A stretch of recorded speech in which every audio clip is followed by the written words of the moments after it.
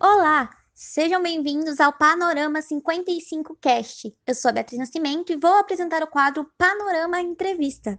Nós do Panorama 55 somos estudantes de jornalismo da Universidade Federal de Berlândia e estamos aqui para falar mais sobre o audiovisual brasileiro. Hoje eu estou aqui com as integrantes da Moviola Mídia Livre, a Olivia Franco e a Larissa Dardanha, para falar com vocês sobre a disparidade de gênero no setor audiovisual.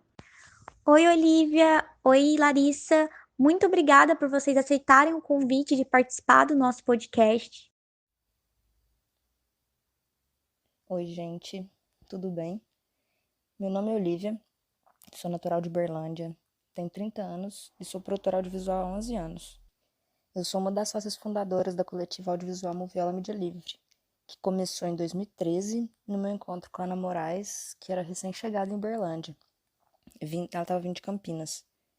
A ideia inicial era bastante despretensiosa e eu acho que isso ajudou a gente a se arriscar mais e fazer as coisas sem medo. A gente começou no ramo da fotografia still. A gente fotografava muita festa, show, festival em Uberlândia e logo a gente estendeu isso para o vídeo. A gente sempre apostou muito para além de aprender e aprimorar nosso trabalho, também fazer as pessoas conhecerem e terem acesso ao que a gente fazia. E a gente foi fazendo e retomando contato com produtores e artistas de outras cidades para começar a rodar com o nosso trabalho para além daqui.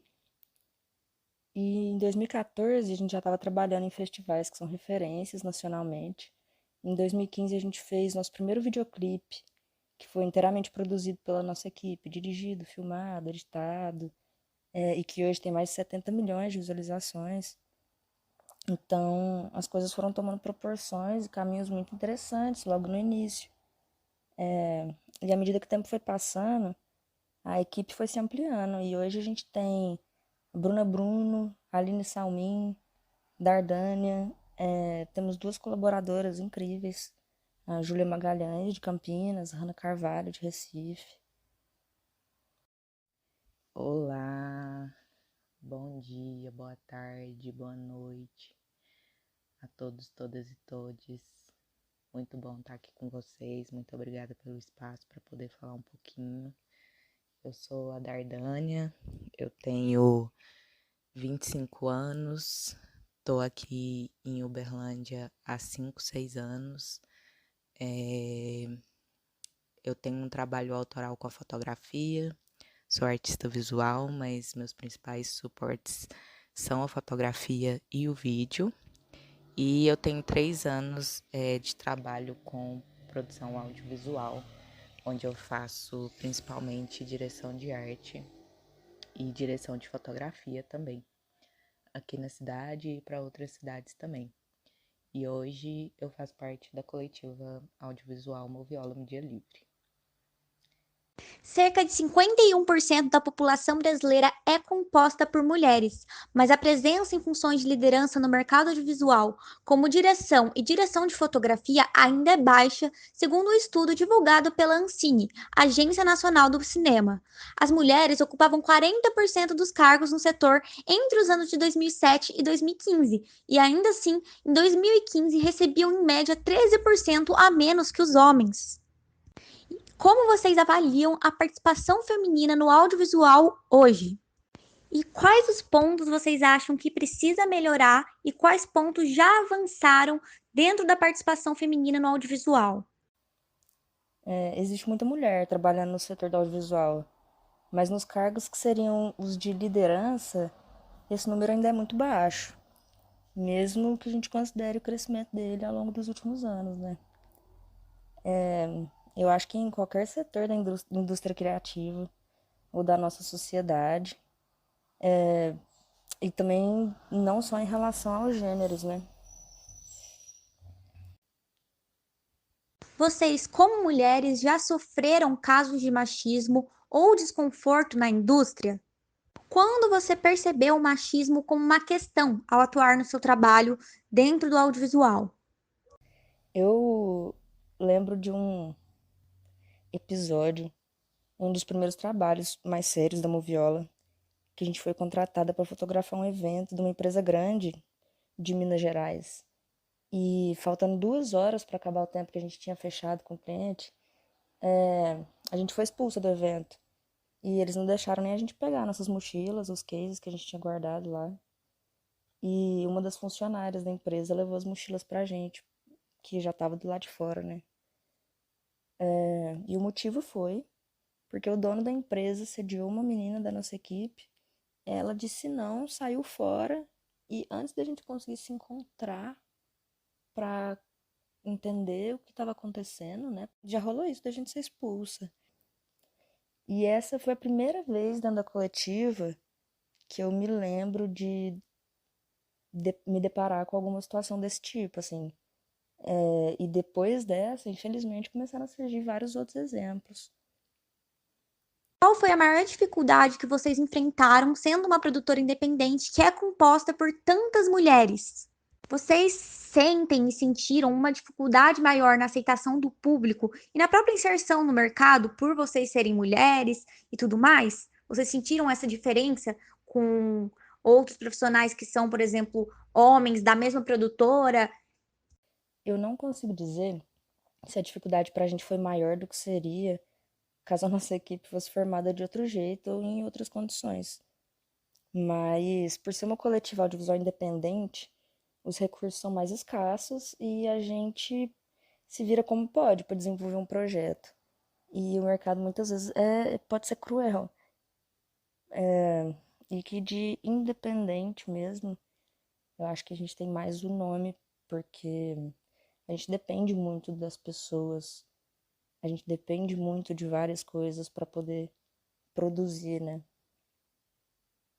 A gente pode perceber uma disparidade de gênero muito grande em alguns setores específicos, né? Como a direção de fotografia, e a gente tem uma dificuldade das mulheres terem acesso a determinadas áreas no audiovisual. Vocês atribuem isso a quê? Algumas funções no audiovisual, elas são, entre aspas, naturalmente atribuídas às mulheres, né? Que são ocupações normalmente que são relacionadas à organização, cuidado, como a direção de arte, por exemplo. E outros cargos que envolvem técnicas audiovisuais, maquinário, equipamento, como luz, câmera, são funções que são mais atribuídas aos homens. E isso é muito estrutural, entende? Tem muito que ser feito ainda em relação à equidade de gênero, raça, no mercado de trabalho e eu acho que em todos os seus setores, assim, não só no audiovisual. Na minha experiência, nesse tempo que eu trabalho, nos lugares que eu trabalho, e na área que eu atuo, tem muita mulher. Hoje eu vejo muito mais mulher em diferentes lugares da produção audiovisual do que quando eu comecei. Mas ainda muitos homens costumam ser as grandes referências do mercado, né? Mas essas mulheres estão também cada vez tomando mais esses lugares e isso é inspirador de ver. Também, segundo a Ancine, em 2016, 20,3% dos filmes lançados no país foram dirigidos por mulheres, mas só metade dessas produções são documentários. Então, isso mostra uma presença feminina em filmes de menor orçamento. E nesses últimos anos, apesar do descaso dessas políticas públicas que estão voltadas ao setor audiovisual como um todo, a gente pode ver um movimento de mulheres, né, que através de encontros, festivais, organizações, buscam pressionar os governantes em prol de políticas públicas que promovam essa equidade de gênero. Durante todo o tempo em que você teve contato com o setor audiovisual no Brasil, você observou mudanças notáveis no que diz respeito à atuação das mulheres no mercado e tudo mais? É notável que hoje a gente tem referência de festivais no Brasil que tem foco em produções realizadas por mulheres, ainda num cenário de equiparação de espaço e oportunidade, mas é importante frisar que esses movimentos e articulações estão vivos e acontecendo na nossa cidade ou no nosso país, né? Mesmo que de forma independente ou precária por conta da falta de cuidado do poder público governamental com a área da cultura.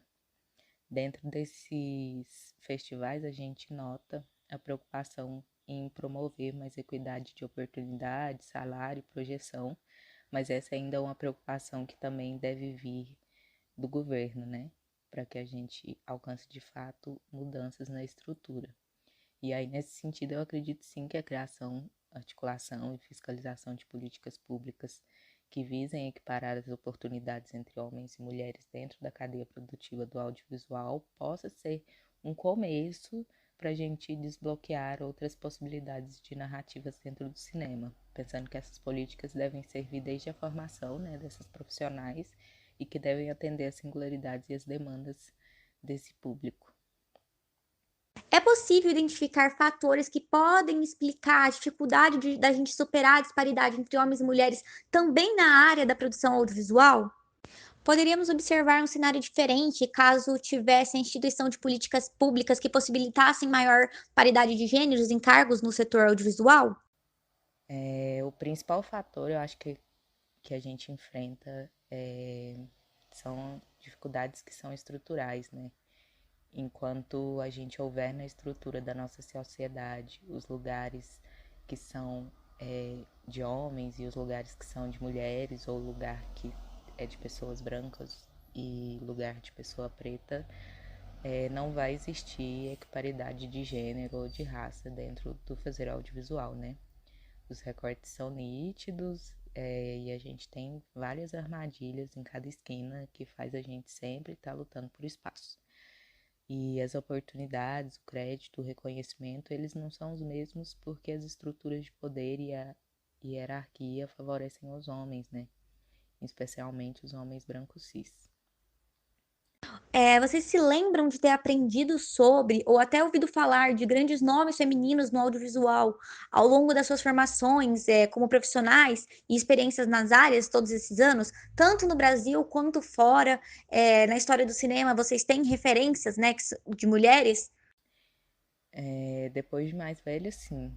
Acho que os nomes que estão na ponta da língua ou na primeira lembrança antes de começar a pesquisar e estudar mais sobre as produções cinematográficas e audiovisuais, com certeza são os nomes de homens, né?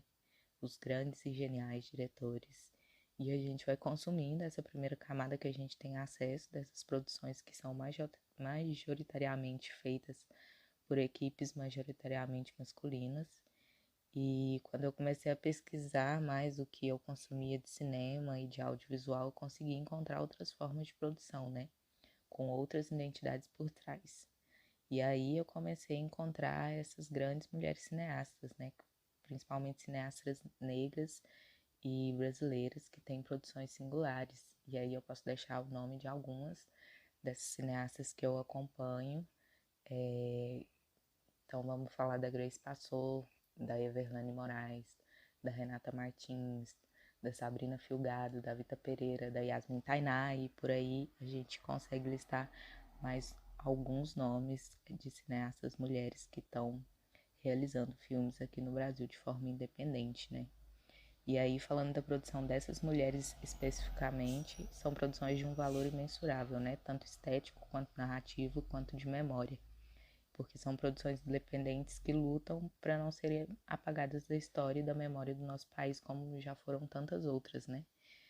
E acho que esse é o lugar que, infelizmente, a grande maioria das realizadoras mulheres estão dentro do mercado audiovisual, que é o lugar de persistência e de luta por direito de também poder produzir intelectualmente e de não ser apagada da história. Vocês conhecem ou já ouviram falar de alguma instituição que apoia e incentiva mulheres a ingressarem ou até se manterem na área audiovisual?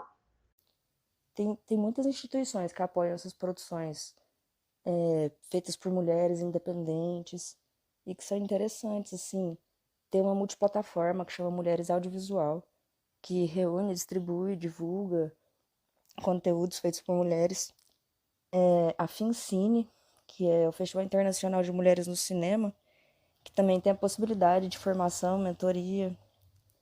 E tem a Sapata Filmes de Uberlândia, que promove a Mamo, que, para além da mostra de filmes nacionais independentes, também traz curso de formação para várias áreas do audiovisual. Eu queria muito agradecer vocês pelo convite para participar aqui do podcast. Eu adorei. E que sigam fortes aí, avante. Parabéns pelo projeto e que em breve a gente se encontre.